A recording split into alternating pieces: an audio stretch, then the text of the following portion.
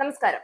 കേരള രാഷ്ട്രീയത്തിൽ പലപ്പോഴും കേൾക്കുന്ന വാക്കാണ് മാറ്റം. എന്നാൽ ആ മാറ്റം വാക്കുകളിൽ ഒതുങ്ങി അധികാരവും സംവിധാനവും പഴയ ചക്രവാളത്തിനുള്ളിൽ തന്നെ ചുറ്റിക്കറങ്ങുന്ന കാഴ്ചയാണ് നാം പതിറ്റാണ്ടുകളായി കണ്ടുവരുന്നത്.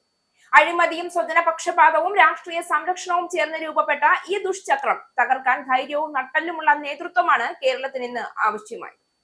അത്തരമൊരു നേതൃമുഖമാണ് ആർ ശ്രീലേഖ IPS. അഴിമതിക്കാരുടെ ഉറക്കം കെടുത്തിയ ധീര വനിത എന്ന വിശേഷണം അവർക്ക് ലഭിച്ചത് യാദൃച്ഛികമല്ല.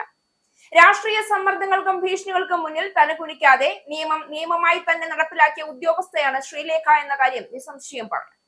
കേരള പോലീസ് ചരിത്രത്തിൽ DGP പദവിയിലെത്തുന്ന ആദ്യ വനിതയായി അവർ എഴുതി ചേർത്തത് ഒരു ഔദ്യോഗിക നേട്ടമല്ല, മറിച്ച് സ്ത്രീ ശക്തിയുടെയും നീതിയുടെയും ധൈര്യത്തിന്റെയും പ്രതീകം കൂടിയാണ്. ഇത്തരമൊരു വ്യക്തിത്വം ഇന്ന് ഭാരതീയ ജനതാ പാർട്ടിയിലൂടെ പൊതുരാഷ്ട്രീയത്തിലേക്ക് കടന്നു വരുന്നത് കേരളത്തിന് ലഭിക്കുന്ന ഒരു അവസരമായാണ് കാണേണ്ടത്. വികസനവും ശുചിത്വവും ഉത്തരവാദിത്വവും മുൻനിർത്തുന്ന BJPയുടെ രാഷ്ട്രീയ ദർശനത്തിനോടൊപ്പം ശ്രീലേഖയുടെ കർശനമായ ഭരണശൈലി കൂടി ചേരുമ്പോൾ തിരുവനന്തപുരം കോർപ്പറേഷനിൽ ഒരു പുതിയ ഭരണ സംസ്കാരം പിറക്കുമെന്നതിൽ സംശയമില്ല. കേരളത്തിലെ ആദ്യ BJP മേയർ എന്ന ചരിത്ര പദവി ആ ശ്രീലേഖയിലൂടെ യാഥാർത്ഥ്യമാവുമ്പോൾ അത് പാർട്ടിയുടെ വിജയം മാത്രമല്ല, മറിച്ച് അഴിമതി വിരുദ്ധ രാഷ്ട്രീയത്തിന്റെ വിജയം കൂടി തന്നെയായിരിക്കും. തിരുവനന്തപുരം കോർപ്പറേഷന്റെ ഭരണ തലപ്പത്തേക്ക് മുൻ DGP ആർ ശ്രീലേഖ എത്തിയേക്കുമെന്നാണ് റിപ്പോർട്ടുകളെല്ലാം സൂചിപ്പിക്കുന്നത്. BJPയുടെ മുതിർന്ന നേതാക്കളും പുതിയതായി തിരഞ്ഞെടുക്കപ്പെട്ട കൗൺസിലർമാരും പങ്കെടുത്ത അന്തിമഘട്ട ചർച്ചകളിൽ ശ്രീലേഖയുടെ പേരിനാണ് മുൻഗണന ലഭിച്ചിരിക്കുന്നത്. ഭരണപരിചയമുള്ള ഒരു ഉദ്യോഗസ്ഥ എന്ന നിലയിലും ക്ലീൻ ഇമേജ് ഉള്ള വ്യക്തി എന്ന നിലയിലും ശ്രീലേഖ മേയർ സ്ഥാനത്തേക്ക് വരുന്നത് പാർട്ടിക്ക് ഗുണകരമാകുമെന്നാണ് BJP കേന്ദ്ര നേതൃത്വത്തിന്റെ വിലയിരുത്തൽ. നേരത്തെ BJP ജില്ലാ പ്രസിഡന്റ് മുതിർന്ന നേതാവുമായ VV രാജേഷിന്റെ പേരും ഈ സ്ഥാനത്തേക്ക് സജീവമായി പരിഗണിച്ചിരുന്നു.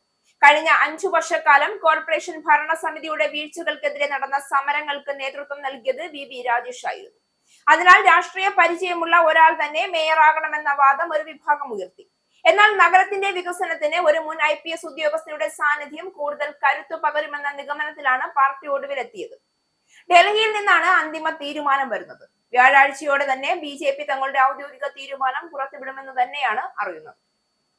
ശ്രീലേഖയെ മേയർ സ്ഥാനത്തേക്ക് കൊണ്ടുവരുന്നതിലൂടെ തലസ്ഥാന നഗരിയിൽ വലിയൊരു ഭരണമാറ്റമാണ് BJP ലക്ഷ്യമിടുന്നത്. ഉദ്യോഗസ്ഥ തലത്തിലുള്ള അഴിമതികൾ തടയാനും നഗരസഭയുടെ പ്രതിച്ഛായ വർദ്ധിപ്പിക്കാനും ശ്രീലേഖയുടെ വരവ് സഹായിക്കുമെന്ന് അണികളും വിശ്വസിക്കുന്നു. കേരളം ഇന്നൊരു വഴിത്തിരിവിലാണ്. വർഷങ്ങളായി മാറി മാറി ഭരിച്ച മുന്നണികൾ നൽകിയ വാഗ്ദാനങ്ങൾ ജനങ്ങൾക്ക് തളർച്ച മാത്രമാണ് സമ്മാനിച്ചത്. വികസനം പ്രഖ്യാപനങ്ങളിൽ ഒതുങ്ങുകയും അഴിമതി സംവിധാനത്തിന്റെ ഭാഗമാവുകയും ചെയ്ത ഒരു രാഷ്ട്രീയ സംസ്കാരത്തിൽ നിന്നുള്ള മോചനമാണ് ജനങ്ങൾ ആഗ്രഹിക്കുന്നത്. അത്തരമൊരു പശ്ചാത്തലത്തിലാണ് ആർ ശ്രീലേഖ എന്ന പേര് അതീവ പ്രസക്തമാകുന്നത്.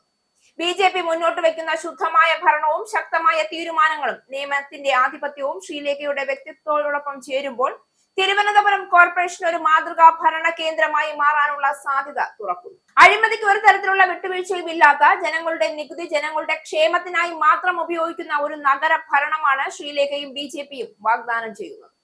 ചരിത്രം സ്വയം പിറക്കില്ല, ധൈര്യമുള്ള തീരുമാനങ്ങളിലൂടെയാണ് അത് എഴുതപ്പെടുന്നത്.